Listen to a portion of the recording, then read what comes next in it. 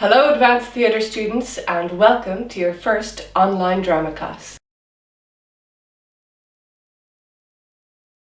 And we're going to begin just with the hands to the heart center like so, and you can close your eyes for this little bit here. So breathing in and breathing out. And breathing in and breathing out. So then opening the eyes, breathing in here, breathing out, stretching the arms up over the head, breathing in, and then breathing out and folding right down towards the toes. And breathing in, coming back to the heart center, breathing out, stretching, breathing in, and then breathing out, folding down to the toes. Breathing in, hands to the heart center, breathing out, stretching up, breathing in, and breathing out. And breathing in again. And relax. So you'll probably notice actually that I'm sitting away from the chair. And the reason I'm doing that is I don't want to kind of slouch in. I want to use my tummy muscles and get them working, okay? So just try that, see that difference between and here, really having to use those muscles. So we're going to go hands to heart center again, this time breathing in, breathing out, stretching, and from here we're going to stretch once, twice, 3 times, and 4 times. And then we're just going to let the arms float down.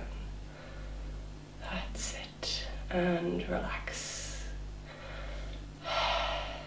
And let's do that one more time, okay? So hands to heart center, breathing in, breathing out, and then stretch. Don't forget to breathe when you're up here. You don't have to hold your breath. You can just let the air come in and come out. Breathe in again and float the arms down. Great.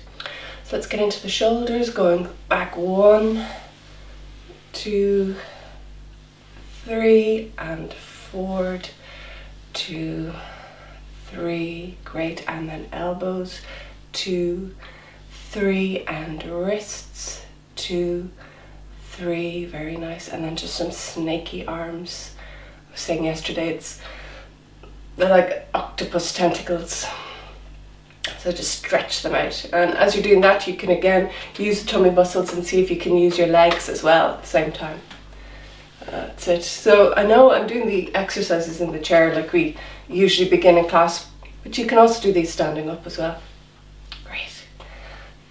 And all the way up and down. Great. Give the shoulders a little shrug out. And then you can make a bit of a sound. And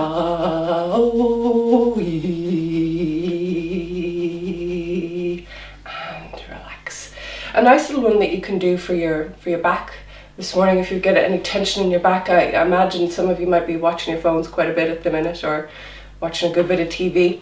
So you keep your knees straight and you just lean your arm on the back of the chair. Just twist. So it's kind of a little twist for the back. So putting the hand, if I've got my right hand on my left leg here, I'm just a little stretch. I'm looking over that direction. That's it, I'm breathing. And then back. And then on this side as well. I'm actually quite stiff. Old age. And back to the center. And let's do that one more time. So stretching and we're breathing. And center and stretch and relax. Great. And then now you can sit back into the chair and you can lift your legs up in front of you. You'll notice again I'm still not leaning right back in. I'm trying to actually use my tummy muscles as much as I can. And I'm going to get into my ankles. So make some circles. Oh, can you hear all those cracks? Yeah. See, do you have any cracks? And then we kick the legs out. Pretending we're at the side of the swimming pool on our summer holidays. Definitely going to have to use the imagination for that one.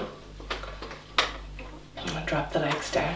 And then into the hands, rubbing your hands together. What happens when you rub them together? They get nice and warm. So we're going to bring all that nice warm energy into our legs. So rubbing your legs, saying hello to your legs, into the muscles in there. Nice. All the way over here. Good. And up into the arms. Across your chest. Reach around to your back. And rub your belly. And then shake out your hands. That's it. And rub them together again. This time just bring them into the face. A nice little massage on your face, up here on your forehead, cheeks, your nose, chin. Reach around to your neck. Give your neck a rub there, getting rid of any tension that might be in the neck. And up into the head. Massage there in the head. Waking up our brain. My brain is a bit sleepy these days. That's it. And relax. Great. So, they're nice little stretches to get the body warmed up. Something that you might look at doing over these weeks that we're stuck inside and not able to get out so much is to really try and get your heart rate up a bit. So you could stand up and you could do like just some like little bit, get the hips going, maybe like this. It's like a jog on the spot, and you can bring it up and into a jog. You could maybe do this for 10 seconds. 1, 2, 3, 4, 5, 6, 7, 8, 9, 10, and then you could relax. Maybe doing that about 5 times, but then getting the speed up. 1, 2, 3, 4, 5, 6, 7, 8, 9, 10, and relax, and so on. So if you do that, you're kind of getting your heart rate up, which is important to push all the blood around your body and getting that oxygen into all the muscles. You could also do jumping jacks. Has it been a while since you've done them? Would I give them a go? So a jumping jack is like so. Yeah, you could do 5 of those. And you could do some punching. That 1, 2, 3, 4, 5. Don't be punching your mum and dad now, just pretend punches, okay? Yeah. Let's think, what else could you do? Do you know anything that you could do? So I've done a couple there. Why not take this moment to see, can you make up a couple of your own exercises? That'd be good for warming up your body and getting your heart rate going. All right, try it. Have you done it? I bet you're all great, but you'll have to show me some evidence to see if I see, so I can check and see if you've been doing it. Then how would you do that? Well, you could send a photo or a little video on WhatsApp. Okay, so breathing into the bellies again, we're going to warm up our voices. Okay, so the 3 things that we're working with in Rhythm Room always are kind of like our 3 most important things. It's the body and the voice and the imagination. So we're going to warm up our voices now. So breathing in and breathing out with a big ah. Great. And breathe in and breathe out with an oh.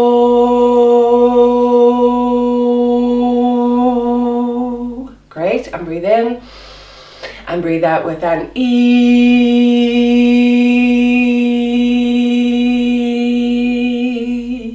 So you can do that a couple of times, and it's a great way to wake up your neighbours as well, or mum and dad if they're still upstairs asleep in bed. So keeping with the vocal exercises now, we're going to make some sounds. So we'll go with let's start with a D. So D, da da da da da da da da da da da da da da da. Try it again. Da da da da da da da da da da da da da. So to make those sounds, you're using your mouth, you're using the breath that comes through the mouth, and your tongue and your teeth and your lips. So for the D sound, the tongue is behind the teeth, and we're making that D sound. So practice it again. Da da da da da da da da da da da da da. Very nice. And then let's try with a T. So t, t, t. The tongue is behind the teeth again. So ta ta ta ta ta ta ta. And it's a kind of a staccato sound, which is like that. So ta ta ta ta ta ta ta. And again, one more time. Ta ta ta ta ta ta ta. Great. Now let's go with an or. That's quite hard. It's at the back. It's at the back of the mouth, using the back of the tongue. R, r, r, r, ra. And again, r, r, r, r, ra. One more time. R, r, r, r, ra. That's it. So they were 3 difficult ones, weren't they? Yeah, it's kind of hard to get back into that sound back in the back of the mouth there. But give it a shot and keep practicing, because it's all about exercising the different parts of the mouth that help you to make the different sounds. Okay, so let's see. Well, we put in a little bit. Yeah, let's try. Lily lolly, lily lolly, lily lolly lay. Lily lolly, lily lolly, lily lolly lay. Lily lolly, lily lolly, lily lolly lay. Lily lolly, lily lolly, lily lolly lay.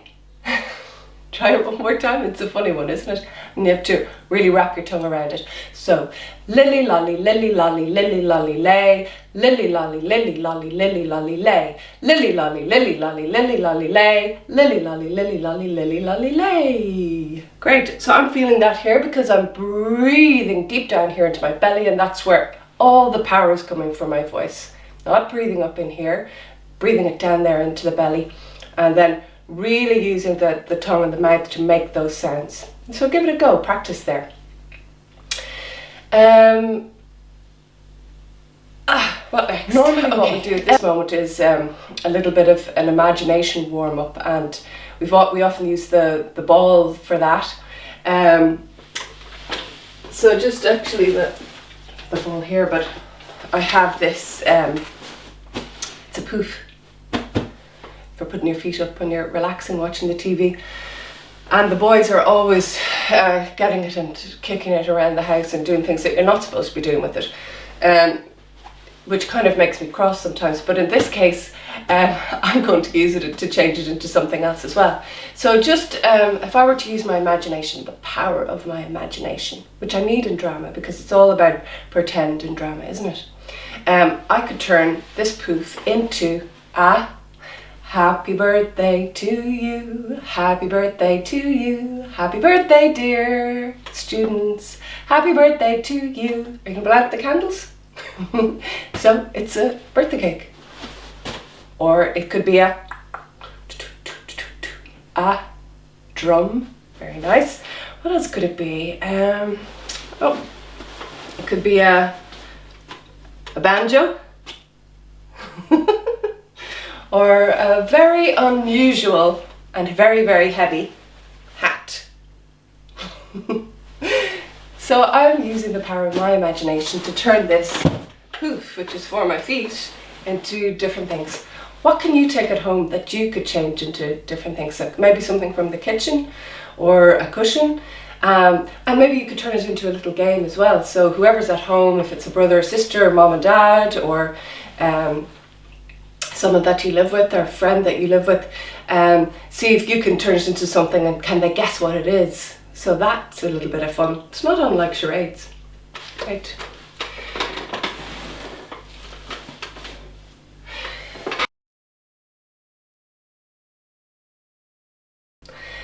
Which is like the holding space, the nice relaxed place before we become the character. So we're going from ourself, whatever that may be, if we're just sort of relaxed at home, into this neutral space to become maybe superhero character or someone on the defensive. I don't know, whatever we're playing in that moment.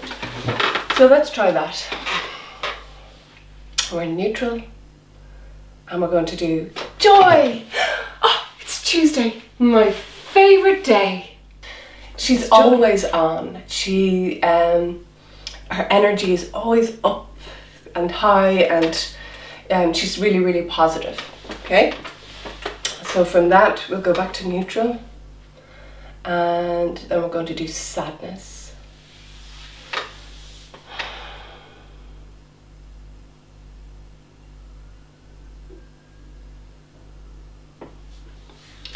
And sadness is the opposite of joy. She's always very heavy and kind of down, and the energy is really pulling down. Let's go back to neutral, and from here we're going to do fear. Fear is not unlike joy in the sense that fear is always up and on, ready in case something's going to happen. But it's not a relaxed feeling. It's a very feeling. You know, it's like what's the word I want to use for that? Tight, tense feeling. Let's go back to neutral, and this time we're going to do disgust. Ew, gross. So disgust, again, her feeling, it's quite tight, and it's pulled into yourself, and it's all centered up here in the face and in the nose, and mostly associated with smell or seeing something that would disgust you. So again, it's like pull back. It's like you don't want to go forward, you're pulling back away from it. So back to neutral. And the last one is anger.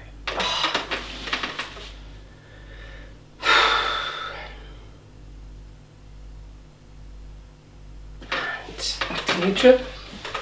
Anger.